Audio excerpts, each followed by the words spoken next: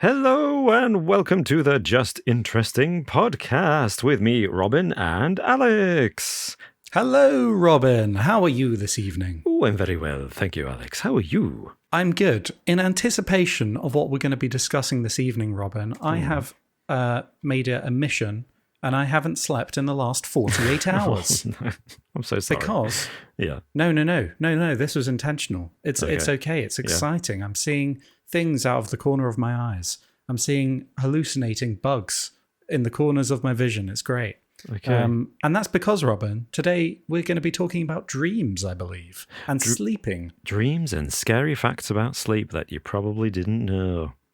Oh, Indeed. It's a fascinating topic, and I'm really looking forward to delving deeply into this one. But I'm also scared, Alex, of what you've brought to the table, because you mentioned a couple of things, and it doesn't sound pleasant. So the squeamish amongst you might not wish to listen to all of this just before you go to bed. Just a warning. Maybe tune in when you're a bit more awake, perhaps. It's not that bad. No, there's no content warning on this one. It's just interesting. It's interesting kind of facts about sleep conditions and things I'm bringing. But we'll get to that in a little bit, but it's not that bad. Well, it's entirely appropriate. That's what it is, if it's just interesting, because this is the Just Interesting Podcast, episode 128. And before we get into the big discussion on dreams and sleep, whether it's scary or just interesting, we shall be addressing your comments from the past week or two, maybe, on previous episodes of the podcast. And we shall be reading you a riddle. Alex, would you like to hear a riddle? I would love to hear a riddle, Robin. What have you got for me? Oh, well, it's a long one. Longer than usual, I should say. Oh, God, is this... All right, okay. Let's hear it then. Ich sehe on bearwe, beam chlifian, tanam tortne. That treo was on winner, wudu weaxenda. Wata hina on the author, fedan fere. Of that he frod deum on othrum weath aglachade. Deoper je dolgod, dumb in bendum, rithen overwunda, wonum hirstum foran je fretwed. Nu he fagnum we thrug, his heftes meen gildejeste othrum rumeth. Oft he and iste strudon hord at jedre. Rad was und unlet se aftere, jif se ere fer je namen in neoroe Nathan moste. Yeah, see, I know that one. He lit the match first. Yeah. Oh, you're right. Or was that right. the Ice Cube one? Yeah. No, it was the match one. Yeah, there you go. It was the match you did one. It. Yeah. Cool. There we go. Got it. I was hoping you'd stop me before I got to the end of that. That? Well, that was badly pronounced Old English or Anglo-Saxon, rather West Saxon actually. But so I'll read that in translation. This is a what am I riddle. So the riddle is: I saw tall timber stand in a forest, brightest of boughs. The tree branched in woody rapture. Rain and soil nourished him through numbered days until he fell in affliction, deeply wounded, dumb in chains, his gashes plated, patched up in a black hood. Now his bleak head rives a road for some other crafty foe. In battle's crash they plunder hordes together. His tail wags hard when his head must brave danger for a comrade in distress. What am I? His tail wags hard. Oh my gosh. I've forgotten half of it already. I'll read the beginning and the end. I saw tall timber stand in forest. Yep. Okay. Trees in a forest. Yep. Until he fell in affliction. Okay. Yeah. Now his tail wags hard when his head must brave danger. In battle's crash. Those are the key phrases. It's a head scratcher, I know, but it's definitely something you'll be familiar with. But it's not. I'll give you a clue. It's not necessarily something you'd see today. Okay. All right. Okay. Interesting. Thank you, Robin. Thank you for that Anglo-Saxon riddle. I can't wait to hear the answers, and I'll be very impressed if anyone who's listening to this, either on YouTube or on a podcast platform of your choice, knows the answer to that already. But have a think about it. I'd be very impressed. Because it's tough. Yeah, not because it's impossible, just because it's tough. So, whilst you're all thinking about that riddle, shall we go on to comments? What people have said Absolutely, in the past couple of weeks? for it. Yeah. You got any comments, Alex? I do have a comment, and I'm bringing this up now because they're not the only one that have said this. And I actually want to take a little trip over to Apple Podcasts, US edition, where you can actually write a written review. Ooh. You can write a written review on the British version as well. Oh, okay. But I didn't realize there was a bunch of reviews over there that I haven't even seen before, Rob. Oh, gosh. But Bro Thor ate Howard the Duck, that's the name of this user, says... when they give us 5 stars and they say very, very laid back and chill. Oh. I love it, and I'm always falling asleep whilst listening to the podcast, so I have to redo the whole episode. And this seems to be a common theme. People like the sound of your voice, Robin, I think. Oh, maybe it's our voices, I think. Yeah, but one of us is doing the heavy lifting here, let's be honest. I'm fine with that. You've got a lovely voice, Alex. You've got such a nice, relaxing voice. I think if I were to listen to a meditation tape of the 3 of us, I'd pick your voice. Oh, well, thank you. Thank you very much. But I am concerned with this episode that people are going to be falling asleep hearing us speaking interesting facts, interesting but maybe a bit creepy facts about their sleep and dreams in particular. So hopefully this doesn't freak you out. Bro Thor ate Howard the Duck. But thank you for the review. Yeah. And if you are on Apple Podcasts or any other podcast platform that lets you review podcasts, then please do give us a review. It does really help drive us up the rankings or something, I think. Who knows? Yeah, I assume it has some kind of algorithmic effect, hopefully in a positive way. And thank you for that review, and especially thank you for the 5 stars. That's astonishing. And thank you also for taking the time to listen to us again after falling asleep. That's a level of dedication that's really, truly amazing. So thank you. I've got a comment on last week's podcast episode, which was about serial killers who were never caught. From, and I'm going to struggle with this username, Michael Bielowa Jr. 3278. I think is his name, or her name, I suppose. And the comment is, they're a YouTube member, by the way, says, just so you gentlemen are aware, Midsummer Murders has been available to view in the US for decades, first on cable TV and more recently via DVD and streaming. Shows like Father Brown, Poirot, Death in Paradise are staples of public television America. Great to know. Oh, that's really glad we're getting those and British murder mysteries exported to America. Perfect. Yeah, genuinely interesting that they're exported over there. I wouldn't have guessed that, to be honest. I think we referenced them fully expecting not many of our audience to get that reference. So that's good to know. I'm going to ask you, Robin, but this question also goes out to the audience as well. Let me know. What's your favourite? They're not a police officer, but they're a detective amateur sleuth show. Amateur sleuth show, yeah. I'll tell you mine if you tell me yours. Okay, tell me yours. It's got to be Jonathan Creek. Jonathan Creek with Alan Davis. I'd forgotten all about that. I don't know. Actually, I mean, I haven't seen it in years, but I remember. It's still going? It's stopped, right?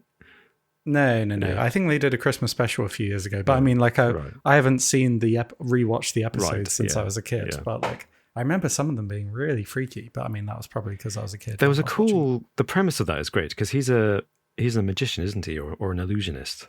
Yeah, I think that's it. So he's always be able to think outside the box and solve these really complicated murders because he understands how to do the tricks. And all of the murders have some kind of illusion. Yeah, all of them. Yeah. That's a really interesting question. I think mine by default, because it's the one I rewatched. It's got to be Rosemary in Time, right? Most. Oh, no, it's not. I'm afraid it's not. No, Sherlock Holmes with Jeremy Brett, because I love Sherlock Holmes. I'm always watching them, but I only really watched. I know it's boring. I only watched you can't bring Sherlock Holmes 3 or 4 into this. seasons because the later ones get bad.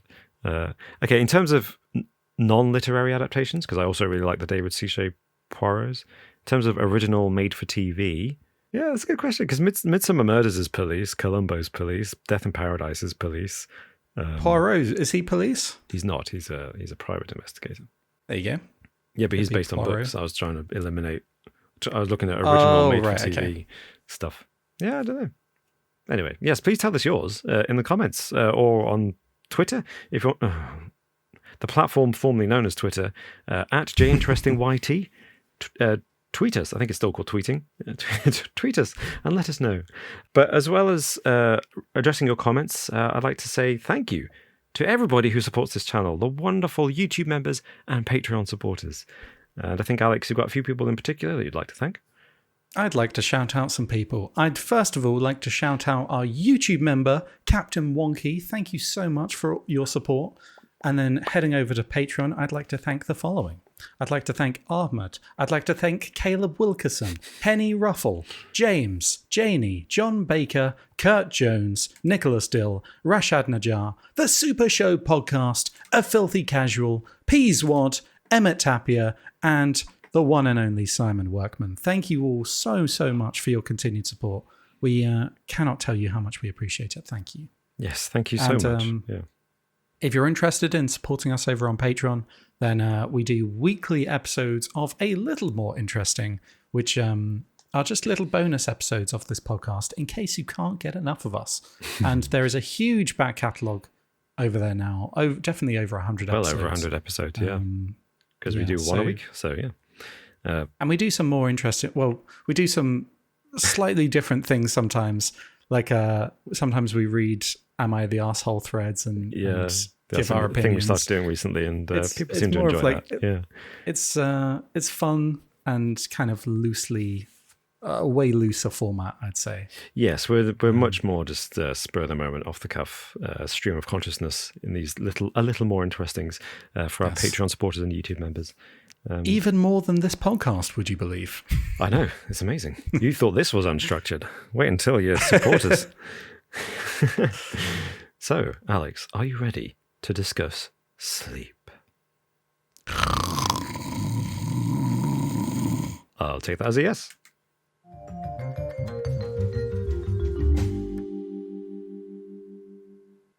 Alex, sleep. Hello. Sleep and things. Oh, don't worry. It's okay. No loud noises. You're just having a doze. It's fine. Phew. That's a relief. Where am I? Who took my shoes? Where's my kidney gone? For those of you not watching us but listening to us, Alex was pretending to be asleep just then, and I was waking him up gently, as you do. So, sleep and dreams. Before I ask you, Alex, about some really interesting things you've discovered about the effects of sleep, or lack of, let's run through some basic facts about sleep. We all do it, hopefully. It's something that's a natural part of being alive, being a human. All mammals, in fact, have very similar sleep patterns. And there are two biological mechanisms that govern sleep: the circadian rhythm and homeostasis. You've probably heard of both of them. Circadian rhythm is the thing that sets the timing of your sleep. It aligns you with the sunrise and the sunset, probably, most likely, supposedly, making you sleep at night and get up when the sun gets up. Sun comes up, sorry, the sun doesn't get up. I'm talking about. Homeostasis is the thing that decides the duration and the intensity of your sleep. So, for example, if you happen to do what Alex has done and stayed up for, 48 hours straight? When you do finally go to bed, you will probably sleep very deeply, and it'll be the homeostasis that is determining how deeply you sleep, because that part of your body is saying, you need to sleep. So you're going to have a long, deep sleep now. And do you ever, sorry to interrupt, do you ever, when you haven't slept in way too long, you're trying to go to sleep, but weirdly you're struggling to get to sleep, and you keep, that falling sensation when you feel like you're falling and you keep waking? Yeah. I feel like I get that, where I keep waking myself up almost when I'm really tired. Because it's like my body's scared of going to sleep because it's scared of how tired I am or something. That's what it feels like anyway. No, it's like, whoa, you shouldn't be this tired. Yeah, in fact, it's funny because I have nieces and I have friends with young children, and the typical thing about young children under the age of 5, let's say, is they don't want to go to sleep. They really don't. And as an adult, you watch them and think, you little fools, you're missing out on this necessary sleep, and you're clearly tired, and you're going into hyperactivity mode because you're really tired. And I do the same thing as you do. And I feel like, now that you've mentioned it, actually, we're just as bad as the kids. It's just that as adults, you don't go running around the room screaming your head off because you're tired. You just sit there nodding and making yourself stay upright and watch the TV for a little bit longer. Yeah. So that's pretty much it. Pretty basic. You've probably heard of REM sleep, which is a stage of sleep. And I believe there are 4 stages of sleep, according to science. Stage 1 is the changeover from wakefulness to sleep. It's very short, only lasts a few minutes. It's quite light sleep. It's when you're drifting off to sleep.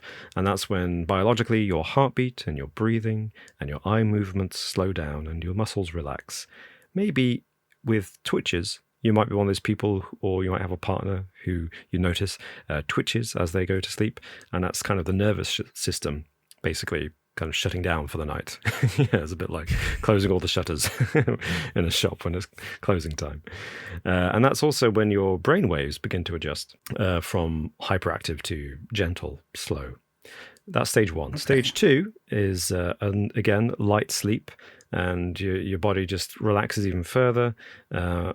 Your temperature drops, actually. Your body temperature drops during stage 2, and your eyes stop moving.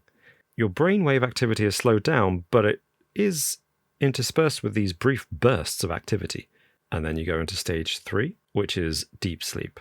And that's the stuff that you need to feel refreshed. It's the stuff that makes you feel alive again after a long day functioning and running around and doing your job. And that's very longer periods, and that's when you're at your most relaxed and when it's the most difficult to wake somebody up in stage 3. And then you get REM sleep, and that usually occurs about 90 minutes after stage 1. It's called REM because it's rapid eye movement. So that's when your eyes beneath your eyelids are kind of flicking from side to side really, really fast. But the important thing to know about REM sleep is that although you are asleep, your heart rate and blood pressure actually go back to the same levels of function as they do when you're awake. It's interesting, isn't it? Like plotted on a graph, if you imagine like how deep your sleep is, I think it goes down. Doesn't it go down to like the deepest part of sleep, and then REM sleep is like it actually comes up the graph again. Yeah. So it's kind of sometimes you're in a dream, and then when you wake up, you feel like I don't know if you've ever had this, but when you wake up from a dream, sometimes I feel more awake than if I like the alarm wakes me up. Yeah. From like a really deep sleep. But yes, so those are the basic facts about sleep. You probably know them already. But Alex, what have you got? What interesting facts have you learned about sleeping? Well, I wanted to look at some of the associated problems with sleep, some of the sleep issues that some people face, and look at what causes it and what the kind of consequences are of some of them. So the first one, and this is really the most interesting one to me, it's sleep paralysis. And what I find interesting is have you ever been speaking to someone about like ghost sightings, and they say something where it's like, I had this really creepy experience one time, and then they like think they've seen a ghost, but then they describe the exact symptoms of sleep paralysis. And I don't have the heart to ever say to them, I think you just had sleep paralysis. Right, yeah. Because sleep paralysis is something that I've never had, but I'm terrified of getting it based on the experiences that I know some people have had whilst having it. So for those of you who might not know, sleep paralysis is a phenomenon that occurs when a person is temporarily unable to move or speak while falling asleep or waking up. It's relatively common and usually harmless. It can be accompanied by vivid hallucinations. A feeling of pressure on the chest is often something that people quote, as well as a sense of fear or impending doom. It occurs during the transitional periods between wakefulness and sleep, most commonly associated with REM sleep, where most dreaming occurs, as he said. So this is a breakdown of some of the key features and experiences associated with sleep paralysis. So the onset of sleep paralysis, as I said, typically occurs when someone is either falling asleep, which is called hypnagogic or pre-dormital sleep paralysis, or when they're waking up, hypnopompic or post-orbital sleep paralysis. I like hypnopompic. I think that's good. It sounds like some kind of dance anthem, doesn't it? Like some kind of club mix. Hypnopompic, yeah. Nobody dances, they're just frozen to the spot. Yeah. But during these transitions, the brain is in a unique state and the body's voluntary muscles are temporarily paralyzed to prevent acting out dreams and ensuring that we do not physically act out our dream experiences. And that, first of all, is something that kind of creeps me out, that when we're in REM sleep, when we're dreaming, the body, as you say, shut down, like, you know, it paralyzes us basically, so we can't move. So I mean, I guess from an evolutionary point of view, that's a good thing. It makes sense. So it stops us from falling out of trees and things. So what happens then? Because one thing that happens to me occasionally, several times a year, is I will often wake myself up with an embarrassing half-running motion. If I'm in a dream and I'm running away from something or running for something. You do what those videos of those dogs do. I'll do a dog thing, basically. Sleep. Yeah. And I'll wake myself up. But if I'm dreaming, I should be in REM sleep. And if REM, I should be paralyzed. So there's something, I must be on the threshold there, I guess, between being paralyzed to stop me doing exactly that thing, which would be terrible if I were on a cliff edge. But luckily I'm in bed. Well, I mean, as we know, there are people that this doesn't apply to, and you may be one of those people, Robin. Luckily, you may just have a little bit of arm movement, but there are some people that, are, as we know, actually go walkabout, don't they? They sleepwalk. Yes, sleepwalking. Yeah. So obviously that doesn't apply to this, but I'll get onto that in a little bit. Oh, okay. I'm glad you are, because I actually would like to know if they've done some research into sleepwalking and what it is. More information, please. Okay. But other symptoms of sleep paralysis is the inability to move or speak. And this is basically where it gets its name from, because the body, it's not just that you're paralyzed, but it's the fact that you can't speak during this. That's so horrible. Just a question about the speech thing. If you're asleep, how do they know they can't speak? Well, I mean, the people that experience this are conscious and aware of their surroundings. So they're in this kind of state where their body, the way that I see it is their body thinks they're still asleep. Hence why... But the brain is awake. But the brain is awake. Right. And they're aware of their surroundings and their consciousness. However... And this is probably the scariest part of this. In addition to being paralyzed, in addition to being unable to speak, people experience hallucinations. Freak. It's often accompanied by vivid hallucinations, which can be visual, auditory, and even tactile in nature. These can range from mild and unremarkable to extremely vivid and terrifying experiences. Often cited is seeing shadowy figures in the corner of the room, hearing strange voices. Oftentimes it's someone right above them, like a ghostly figure right above them, right in their face. Oh, what? Really? With their hand pressing on their chest. That's often a cited witness account. Interesting. Or just simply feeling that there's a strange presence in the room as well. Yeah. May I interrupt there? With a related fact. You may. So, the term nightmare? I do. It's a term that we widely use in the English language to refer to bad dreams. But it only acquired that usage in the 19th century, I think. But the word itself doesn't come from the famous misconception, because there's that famous painting from 1795, The Nightmare, with somebody asleep on a bed or dead on a bed, and a little demon is sitting on them, and there's a horse.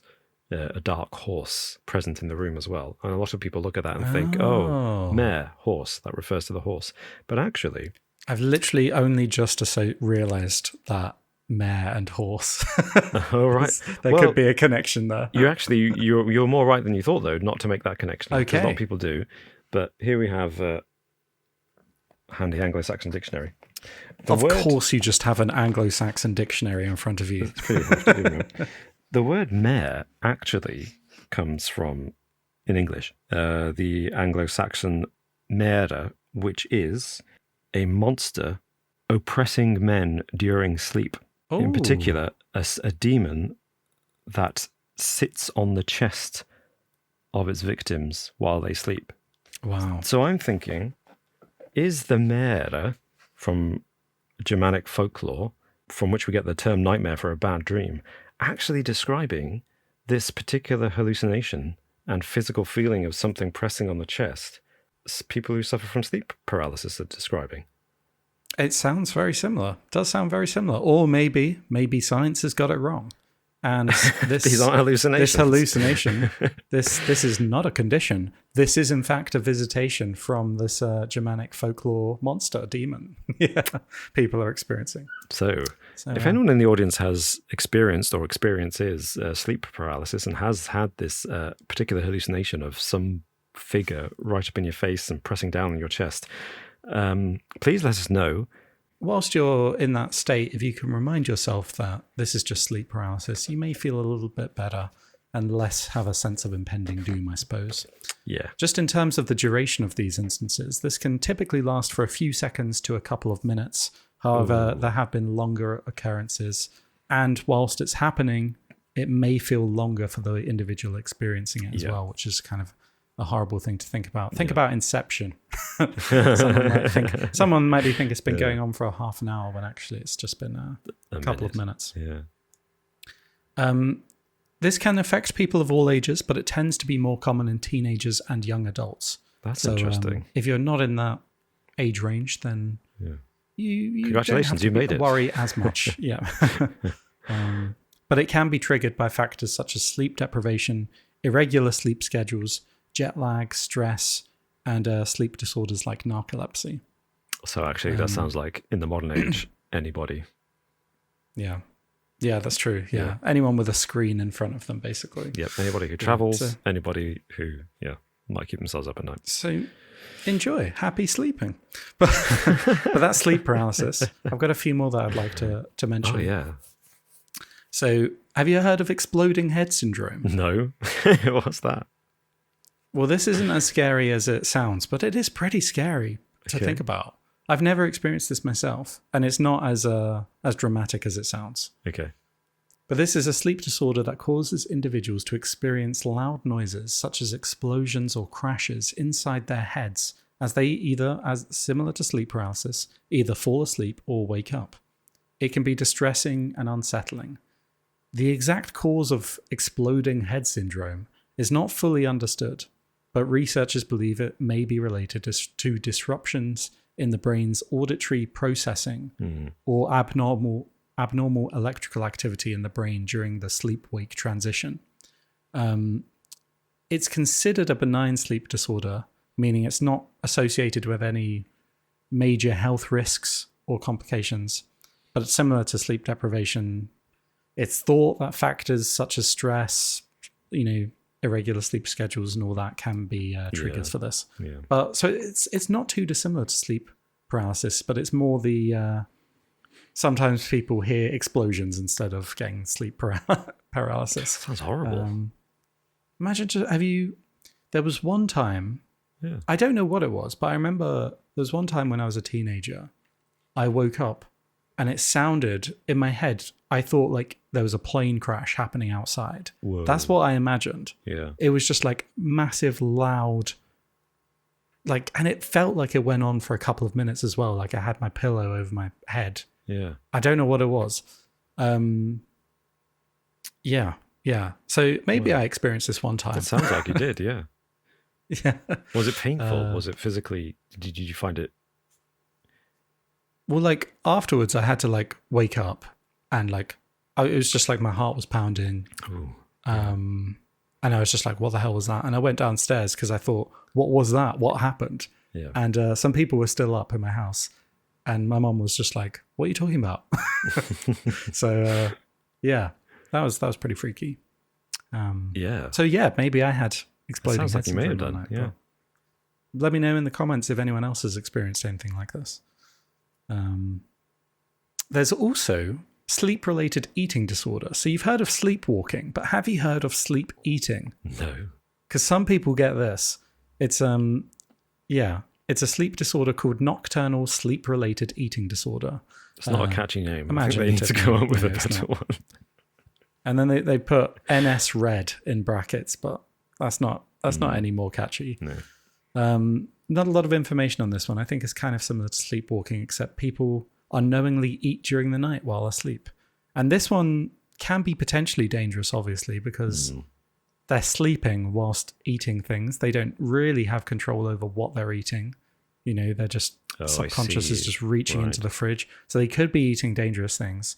And also the fact that it's a bit of a choking hazard as well. Yeah. Imagine you just wake up and you're, chicken bone in your throat. I don't know you got a chicken bone in your throat. That's pretty scary. Scary to think about. And also, I was having the sexiest a nightmare dream. if you're on a diet. I was just choking on it. Oh. Sorry. Oh, Robin. And also terrifying if not terrifying. A nightmare if you're on a diet. Yeah. You keep putting on weight and you don't know why. You're in a calorie deficit. Why am I putting on weight? Yeah, because you're eating in the middle of the night and you don't even realize. But whilst we're on the subject, let's talk about sleepwalking. Yeah. So sleepwalking, or otherwise called somnambulism. Somnambulism. Yep, that's the one. Can be eerie, can be hazardous as well, because you don't know where you're walking. You can trip, you can fall downstairs. Interesting. I find it interesting that sleepwalkers can perform complex actions whilst they're sleeping. Yeah. They can walk, they can talk, some people have even been reported as driving whilst asleep. Whoa. Without being aware of it. Are their eyes open? Yeah, people can have their eyes open. That's so strange. Whilst they're sleeping. It's as if your brain is disconnected from itself somehow. But obviously it hasn't, because your brain runs your body, so it's just kind of like the brain. There's also that misconception that you shouldn't wake someone up who's sleepwalking. Yes. That is an absolute... That's false. Oh, okay. Please do wake them up if they're about to get behind the wheel of a car. Okay.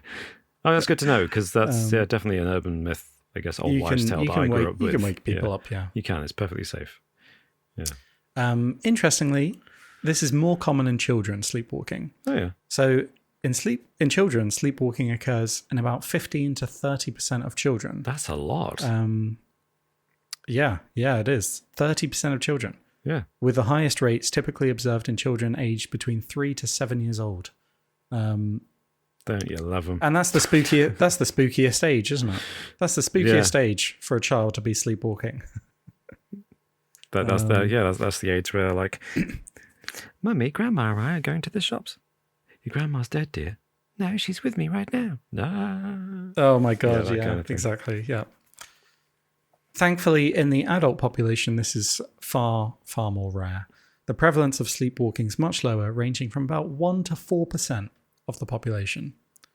That's still more than I would have guessed, actually. 4% is quite high. That's much more. But I think it varies. Yeah.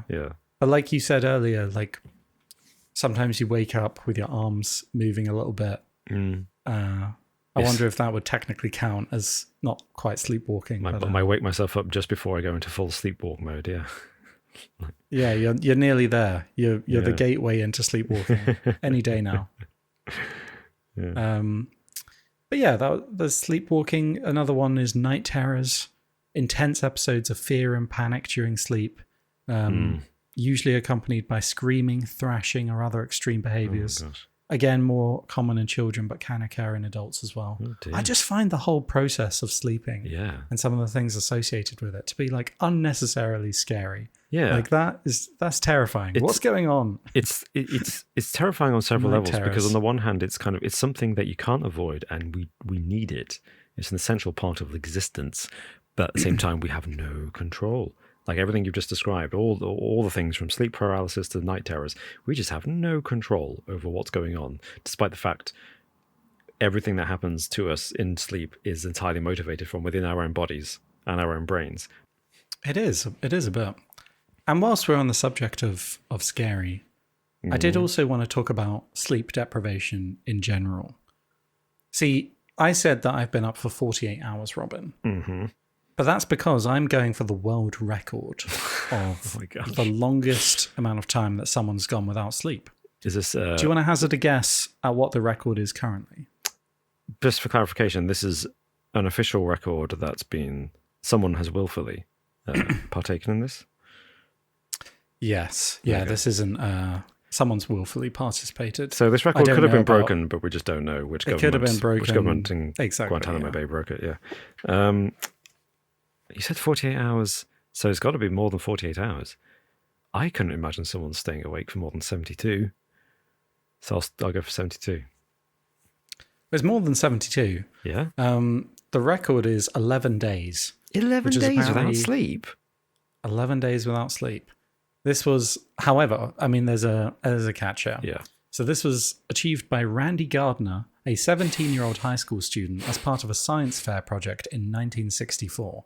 However, it's important to note that this wasn't conducted under controlled scientific conditions and may not accurately represent the effects of prolonged sleep deprivation. We don't know. He was saying, I haven't slept for 11 days, but actually it's been 2 days. Yeah, a couple of hours snuck in there somewhere. Yeah, I suppose.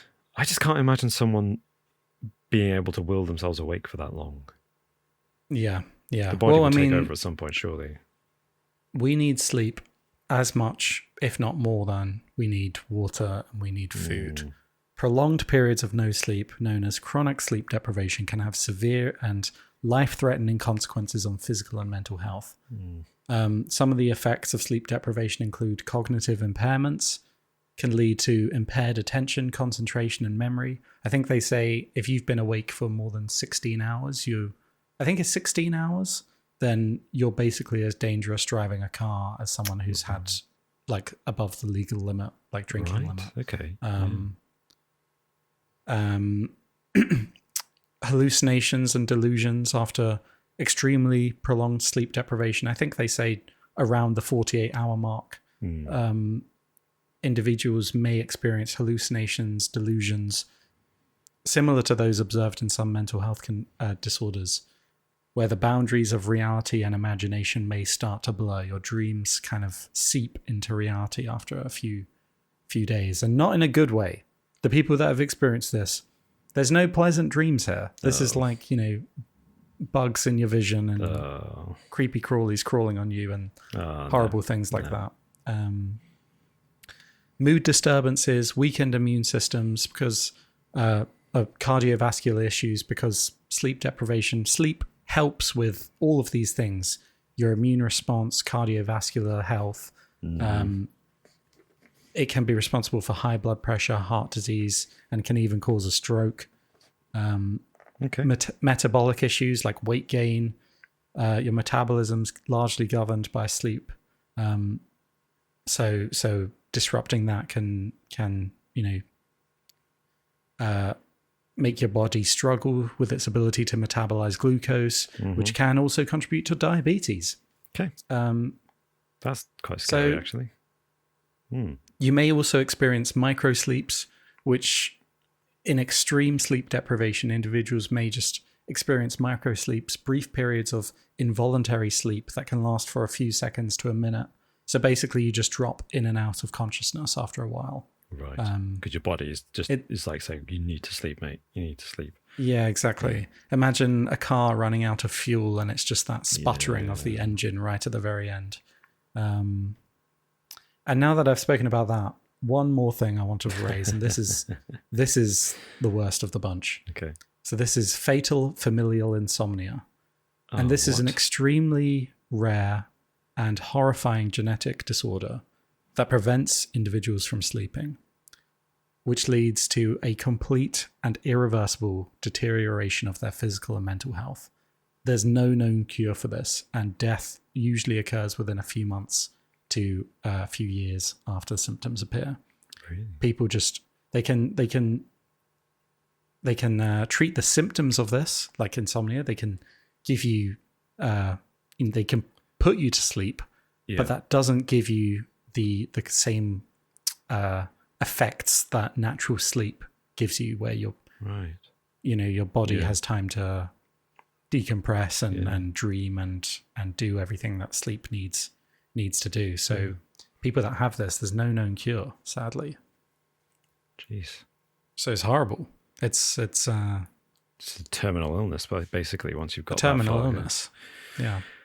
Well, that's Something to look forward to, I guess. So I thought I'd end on the worst, just to Thanks. bring the mood down before chucking the ball over to you, Robin. Thanks.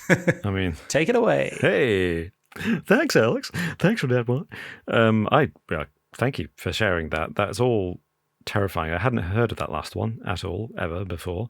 And I'm kind of worried now about several of the potential health conditions I might develop from my generally poor sleep diet, I'm going to say. I don't get much sleep, and I don't get very much good sleep either. And I eat a lot of sugar. Great. Wonderful. Well, I thought maybe I was pick things up a bit, perhaps, by focusing on dreams. And yes. Before I get on to and dreams, their meaning, obviously, you're going to tell me. Obviously, I have the definitive answer here, folks. What do dreams mean? You're going to hear it here on this very episode of the podcast. Yes. Disclosure, you will not. Just to let you know. But we will discuss what dreams mean.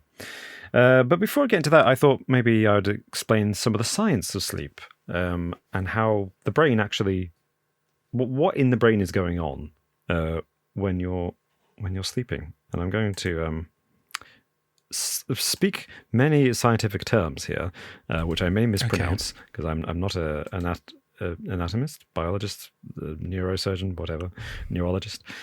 So please bear with me if I mispronounce some of these words. So in the brain, you've got a peanut-sized structure deep inside the brain at the center called the hypothalamus. And that is the control center for the article I'm citing here uses the phrase sleep and arousal. What they mean is waking up and going to sleep. So the hypothalamus controls is the control center for going to sleep and waking up. And they have a particular nucleus of cells called the suprachiasmatic nucleus, which is a cluster of thousands of cells that receive information from your eyes about light. And that's what influences, I believe, correctly, if I get this right, the circadian rhythm. So that's the control center, that cluster of nerves at the center of your hypothalamus that gets information from the eyes and says, oh, it's light, I'm going to wake up. And oh, it's dark, I'm going to go to sleep. Which means... Okay, interesting. Yeah. And the interesting thing here is, and this is something I hadn't thought about until looking up facts for this episode, what do blind people do? If the bit of your body that controls your circadian rhythm that determines when you go to sleep is reliant on these cells which receive information from the eyes, what happens to blind people? That's a great point. Well, apparently, what does happen? Most blind people still maintain an ability to sense light enough to regulate their circadian rhythm. Yeah. Well, when we imagine blindness, we think of like complete darkness, don't we? We do, yeah. But most blind people, they sense something that, Yeah. But it'll be interesting though, for people that have completely lost the use of their eyes. Do you wonder what they see? Yeah, well, as in like how they deal with this, their circadian rhythm. Yeah. Well, I'll talk more about blind people and sleep in a bit when I get onto dreams. There's also something in the brain called the pineal gland, which receives signals from the suprachiasmatic nucleus, this cluster of cells that determine our circadian rhythm. And when it gets signals from the suprachiasmatic nucleus, it produces the hormone melatonin, which is the thing that puts you to sleep. Ah, okay. Yeah. So this is something that blind people do, is they can take melatonin if they're struggling to sleep. If their circadian rhythm is messed up by being blind, they can take small amounts of melatonin at the same time each day to medically induce a circadian rhythm. Is that something that everyone can get? Because that sounds useful. Or is that something that really you shouldn't be taking? Well, you can get sleeping pills, and I haven't looked it up, but I wonder if sleeping pills are melatonin. Maybe. Yeah, we'll see. That'd be interesting to know. Yeah. You also have the brainstem, which is at the base of your skull. I think it's where the neck meets the skull. I think that's where the brainstem is. And that communicates with the hypothalamus to control the transition between waking and sleeping. So it also plays a role in REM, and it's the brainstem that sends signals to the muscles to relax and to kind of shut down, to paralyze, so that we don't act out dreams in our sleep. I like the idea of it just saying, whoa, just relax, guys, relax. Yeah. Look, I'm the brainstem here, and I'm just saying it's cool. Just chill out for a bit. I got this. You've also got another hormone that's released from the basal forebrain, which is what it sounds like. It's the foremost part of your brain at the base of it, kind of behind your eyes, I guess. And this releases a hormone called adenosine, or adenosine. I think that's how you say it, which supports your homeostasis, which I mentioned at the beginning of this discussion. It's the thing that helps regulate the depth and duration of your sleep. Guess what counteracts adenosine? Like what counteracts it? Yeah, what blocks it from functioning properly? Is it yeah, light? No. Sound, noise, caffeine. Oh, okay, right. So if you drink lots of caffeine before sleep, it's going to block your adenosine, which is released by the basal forebrain once the rest of the brain has told it it's time to sleep. That will affect the quality of your sleep, I guess, because if you drink lots of caffeine, it's going to interrupt the hormone that gives you long, deep sleep. So there you go. Now you know what's going on. Okay. So once you go into REM sleep, the cerebral cortex, which is where short and long-term memory is all processed, goes into hyperdrive. That's when it's like really active, because it's processing all the images, sounds, and sensations that you've had from the day, presumably into your memories, and probably also it's what's giving you your dreams. So there's also a part of the brain called the amygdala, which you've probably heard of, because that's the part of our brains, an almond-shaped part that controls our emotions or processes our emotions. It's the bit of our brain that deals with all the emotional stuff.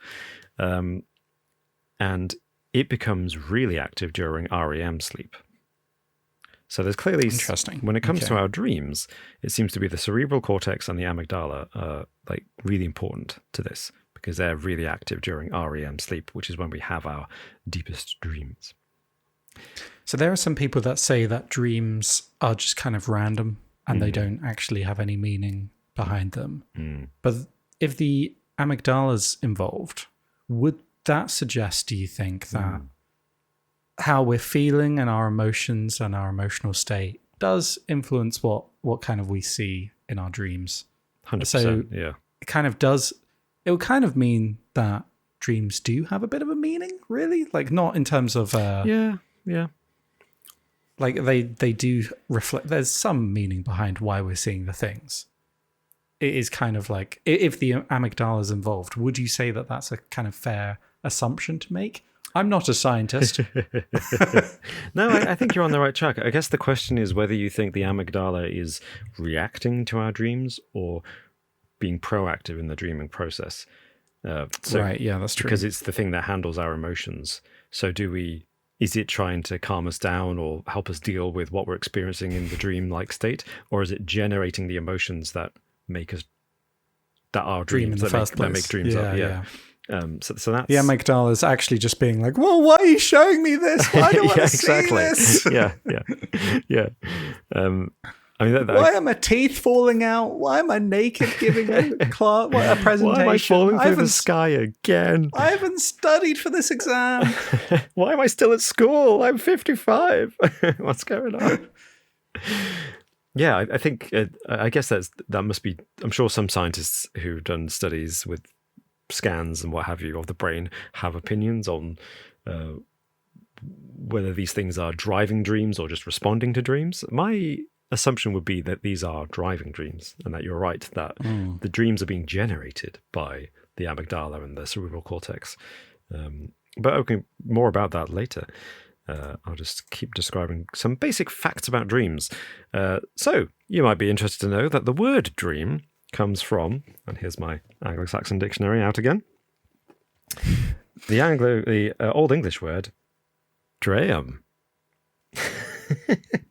That sounds like it, yeah. Yep, sounds like it. And that means joy or pleasure, happiness, good stuff, just generally good stuff. So dreams are absolutely positive, linguistically speaking, semantically. Which is why it's interesting that we didn't really have a word for a nightmare until quite recently in our history. Dreams were just good, and if you had a bad dream, it was just a bad dream. Everyone dreams every night. You might not think you dream. You certainly might not remember your dreams, but studies have shown of brain activity during sleep. Everybody dreams every night, usually for about 2 hours each night. And the most intense part is during REM sleep. But you do dream during all the 4 stages of sleep. It's just most of it takes place during REM. Most people report having dreams in color. Some people have dreams in black and white. It depends on the person, I suppose.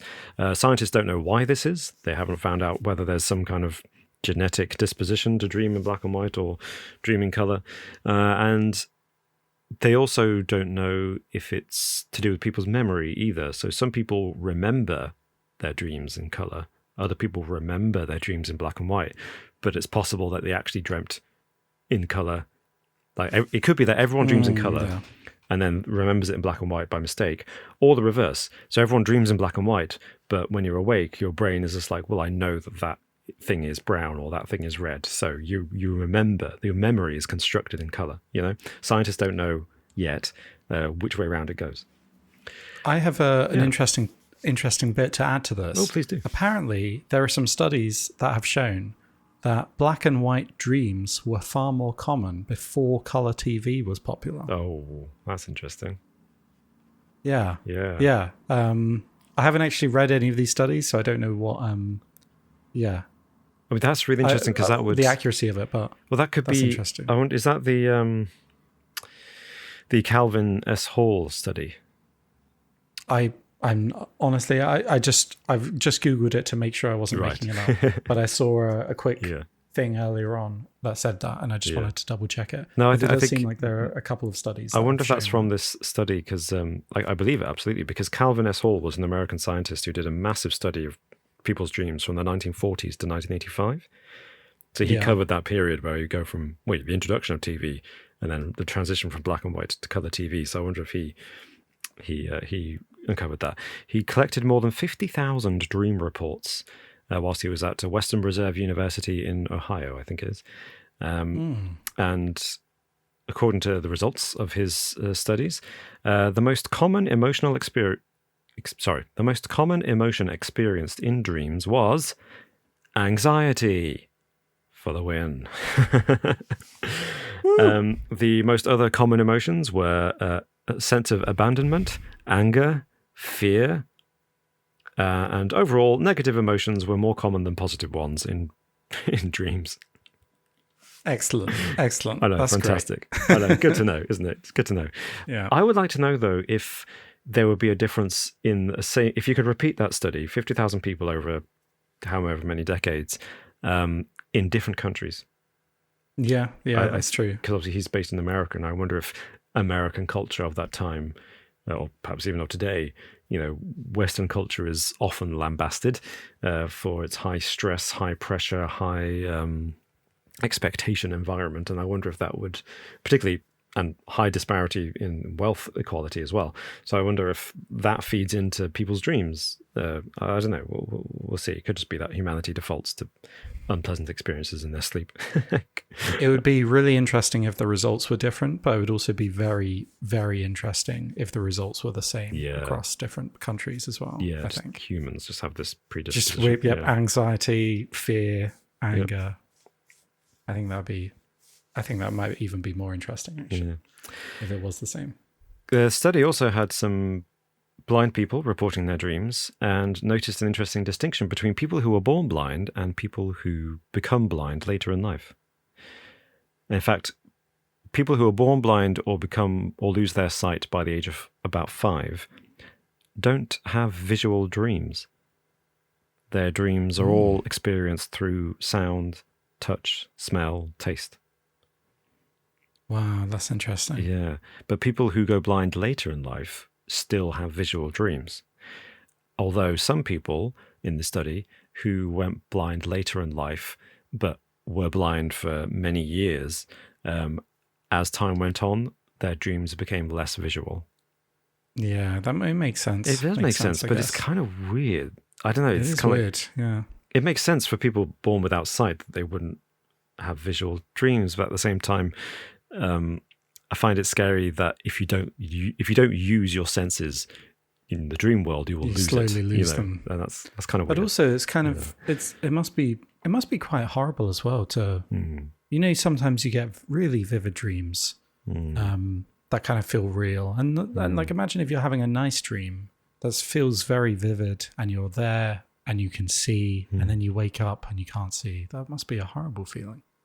Yeah, actually, that's really sad, Alex. Thanks. I'm sorry, I'm just an absolute buzzkill. It's the 48 hours of no sleep, Robin. I'm gunning for that record, 11 days. Let's do it. What was that? You may be interested to know, perhaps contrary to most people's opinions, sexual dreams occur no more than 10% of the time, according to studies. Okay, yeah. Yep. All right. As you might expect, prevalent amongst the young and mid-teens. Sexual dreaming. Adults tend to have wet dreams, essentially, or sexual fantasies much, much, much less. But it's equal between the genders. About 8% of men and women have sexual content in their dreams. There's no gender bias, according to the studies. That's interesting. Just so you know, by the way, the technical term in this study for wet dreams is nocturnal emissions. Why would they call it that? It's just Nocturnal such an emissions. unpleasant way to describe it, isn't it? Accurate, but unpleasant. I mean, I feel like wet dreams is worse, in fairness. That's yeah, it's pretty gross. I don't know. Yeah, it's catchy. That's pretty gross. So let's get on to Freud, shall we? Whoop, whoop, whoop. The interpretation of dreams. What's Freud got to say? Well, he published a book called The Interpretation of Dreams in 1900. He's considered the father of psychoanalysis. He, in that book, wrote that dreams are disguised fulfillments of repressed wishes. And he believed that dreams, or he argued that dreams were composed of two key elements. Manifest content, which is what you actually see in your dream or experience in your dream, and latent content, which is the hidden meaning of the dream. And this is where the whole interpretation of dreams and like what do dreams mean and whatever comes into being. And that scientists have all disagreed with each other, psychiatrists and neuroscientists alike. So some key figures, mentioned Freud, of course, who kind of started this whole movement of interpreting dreams. Carl Jung, famous contemporary of Freud, who thought that dreams were a mechanism that allowed the unconscious mind to develop or rebalance parts of the brain that are in conflict with each other. So it's a kind of problem-solving process of the chemicals in the brain are slightly out of whack, and dreaming helps you repair those things in your brain. Okay, yeah.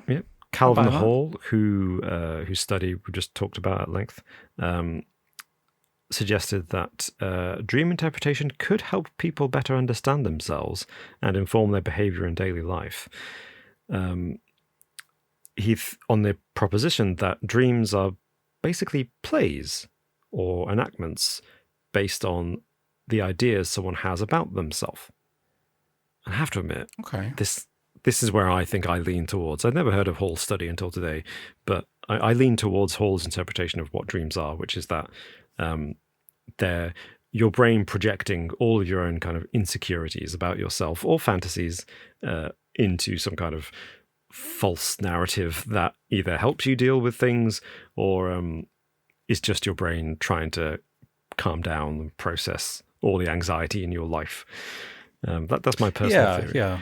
I feel like too many of my dreams are relevant to what's currently happening in my life. Yeah. I definitely feel like when I'm more stressed, it doesn't have to be about that, but you get that classic. People have those recurring dreams and not like visual images of moments when they experienced extreme stress. The classic one is like they've got to do a presentation at school in 5 minutes and they haven't prepared anything or they've got an exam. And that could happen anytime someone's feeling particularly stressed at work or that kind of thing. Now, my least favorite recurring dream is the sodding school exam one. It happens. And I went nearly a decade, I think, without having it. And then during the pandemic, it came back several times, I guess, because of the stress of the situation. Yeah. And I was just like, for God's sake, like what? I thought I moved past this. Why the school exam thing? Because you feel trapped and you feel stupid when you wake up because you're just like, I'm not at school anymore. That can just never happen again. I don't know. It's the best. It's the best feeling waking up from that dream and realizing that you don't have school tomorrow. There's no exam. Don't worry. Yeah, no, I like waking up from that dream, not experiencing it though. Another major scientist who's looked into dreams is William Domhoff, who published The Emergence of Dreaming in 2018. And he combined dream analysis with brain imaging and electroencephalograms, or EEGs. And his conclusion from all this research is that, this is a case of scientists stating the obvious. Dreaming is similar to daydreams. Of course it is. Okay. Yeah, good one. But they don't serve a specific function and are just a byproduct of the way the brain works. It's brain fumes, brain exhaust, basically. Dreams. They're just your brain. It's doing all kinds of stuff. It generates some waste and it's just like cleans it all out, either in daydreams or in sleep. So you've got different theories from different major scientists, all done major research and developed major academic theories. No one agreeing on whether dreams actually serve a purpose or not. Some people, of course, believe that dreams can predict the future. And there have been examples of people who have premonition dreams. Yeah. The question is, of course, whether you believe them, because déjà vu is a thing that some scientists say déjà vu is a trick the mind plays on itself, where something that has never happened before just kind of your brain creates a false memory that you have experienced it before. Some scientists suggest, I personally think déjà vu is absolutely real. But that could be the same thing. I think it's a sign that you're in the Matrix. So. Exactly. Yeah, exactly. So I do wonder if... So I think that's very much a personal thing. And this is the fascinating thing about dreams. I don't know if you think this, Alex, but I'm not sure we'll ever know about dreams. I'm not convinced when it comes to the brain and what we might call the spirit of the human being, that science will ever be able to develop a tool sophisticated enough to be able to measure the human imagination and the human, the expression of the human spirit and dreams, I think, are probably a facet of that. I'm willing to believe that dreams are meaningless. I'm open to that argument. Personally, my personal experience is that my dreams far too accurately reflect my living, waking condition, whether I'm stressed or not. If I'm happy, I tend to have good dreams. If I'm stressed, I'll have stressy dreams. I used to have, in particular, kind of a recurring nightmare, which I remember everyone, when I grew up with, people thought that was odd, but I had this very specific recurring nightmare. Haven't had it for donkey's years now, but that was definitely associated with periods of high acute stress. And then other things when my dad died a couple of years ago, inevitably I had a dream in the months afterwards, and really, really nice dream of just hanging around with my dad. Yeah, that was a really, really great time. And that was definitely a kind of wish fulfillment thing going on there, So it's interesting, isn't it? Yeah. Really interesting what our brain shows us. So what do you think? If you had to stake a claim as a scientist on what dreams are, what would you say? I believe the thing is, I don't ever feel like they resolve any feelings. So I don't know if I kind of do agree with I can't remember his name, Hoff. What was it, the 2018 guy's name? Dom Hoff. Maybe a mix between Dom Hoff and was it Carl Jung? Was it the one that you sided with? Maybe some kind of combination where what you're seeing is a reflection of what is going on in your current life and what you're current thinking about, maybe. But also, it's not really serving much of a purpose. It's just kind of there. Because I don't ever feel like it resolves anything. It doesn't. Yeah. I don't wake from a dream and feel like, oh, that really took care of that issue for me. I feel I feel so much better having gone through that. I do. It used to happen more, I think, when I was younger and more imaginative. But sometimes I had fantastic dreams. I was just like, that's a great idea for a story. That's a fantastic kind of cool visual I'd love to put on film if I could make a film, And if I had the presence of mind, I'd write it all down or sketch it out. So I think that's cool. And have you ever had a good night's sleep? I don't know if the dreams are anything to do with this. In fact, I don't know if I even remember the dreams I've had on the nights where this occurred, but where you've gone to bed with a problem that you haven't solved yet. And then you wake up and you're like, that's the solution.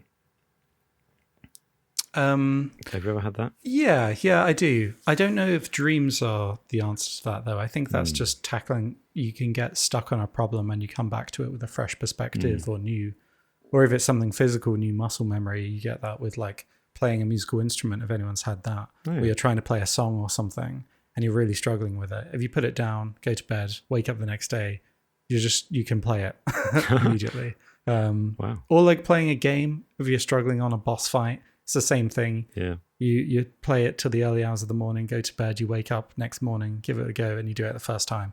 But I don't think that's really a dream thing. Right. You just think that's a basic brain function thing. Yeah. It's interesting though. Have you, while we're on the subject of dreams, have you ever experienced a lucid dream? No, I don't.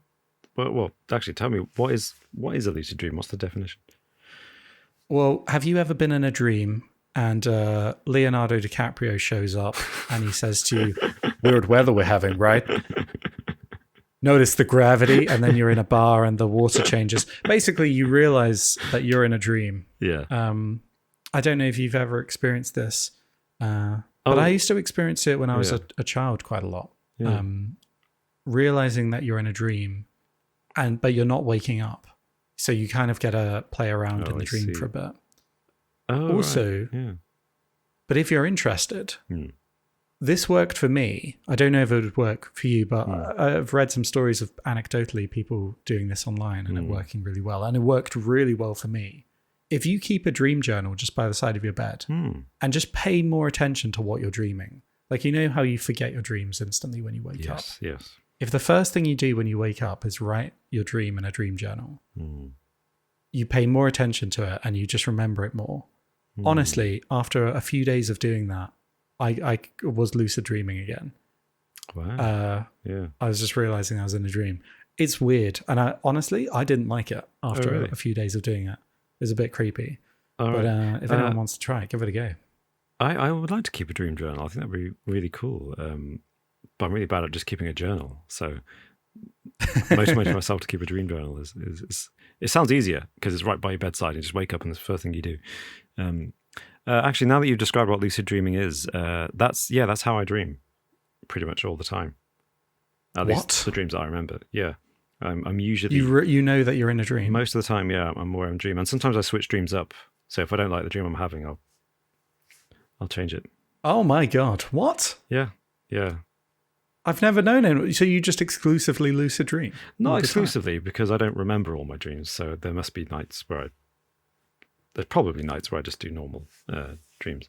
But it's like that recurring nightmare I said I used to have. The reason I know I have it is because I'd always have it and I'd figure out how to get out of it in my sleep. Oh, yeah. Well, I feel like with nightmares, I think you kind of, towards the end of a nightmare, I realize it's a nightmare. Yeah. Because then I'm like, this has got to be a nightmare. So then I just like close my eyes and open them, and that wakes me up normally.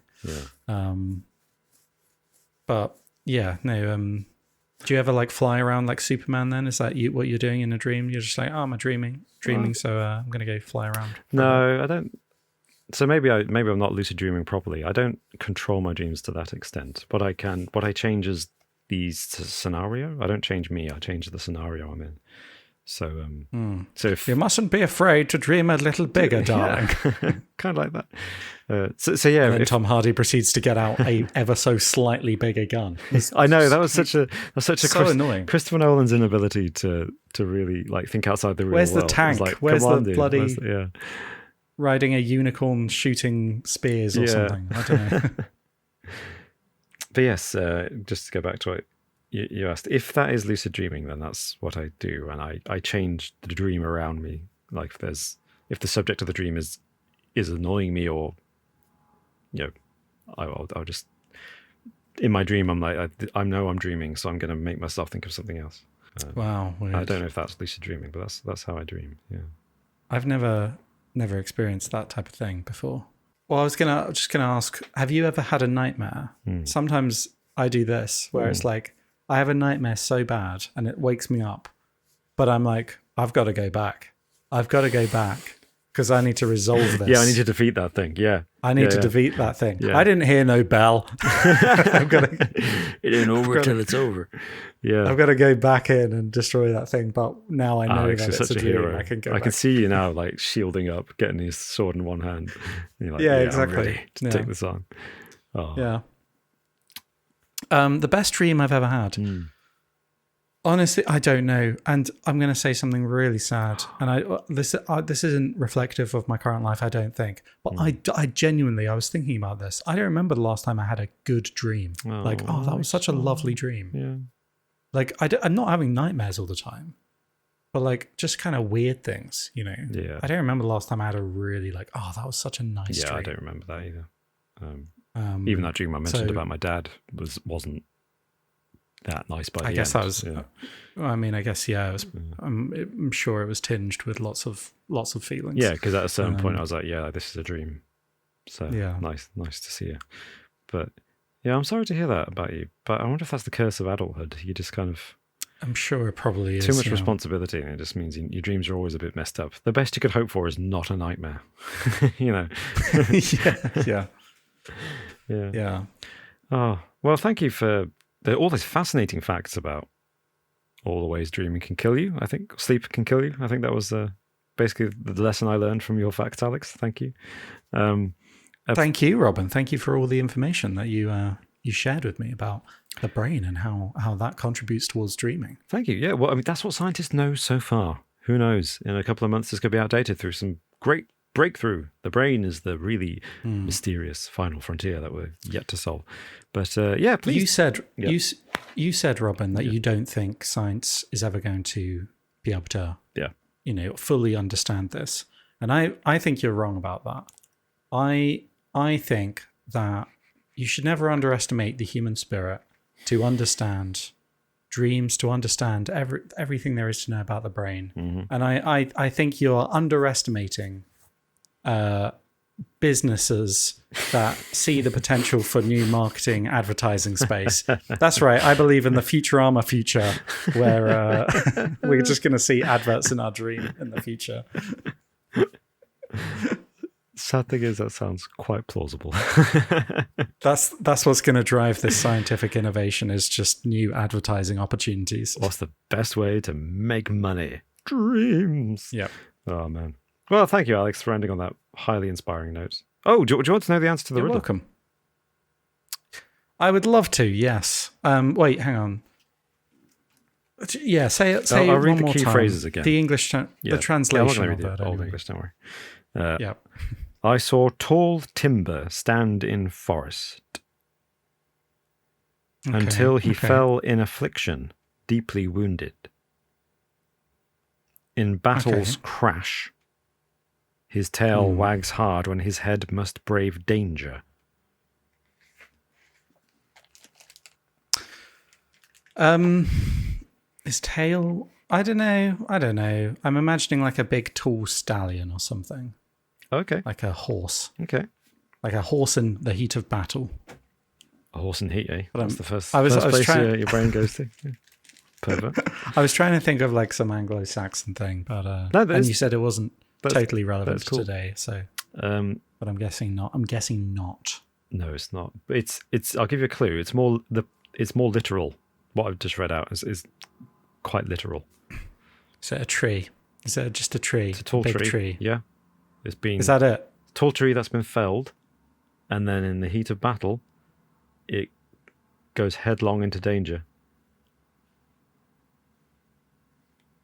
If you've mentioned a battering ram. Battering ram. Is it a battering ram? Well done. Oh my god. Well done. Yeah. Of course. Yeah, it's the wagging tail that kind of throws you off. It's just like what's going on with the wagging tail? Yeah. I guess it's to do with at the back people are a bit unsteady. Who knows? So yeah, there you go. A battering ram. An Old English Anglo-Saxon. If you've ever used a battering ram, I'm sure you'd know what the wagging tail is all probably about. it's a deep cut that any reenactors probably know. So, yes, I hope you enjoyed that riddle. I hope it wasn't too frustrating for all of you. I'm sure it probably was frustrating for most of you. And thank you for listening to us and joining us as we discuss sleep and dreams. And I hope that all of you listening to this, wherever you are, whatever time of day, have lovely dreams and deep sleep without nightmares or sleep paralysis or demons or death. Indeed. Yeah, I concur with everything Robin just said. Good night. We'll see you next time. And we'll see you next time, yeah. Sleep well. Bye-bye.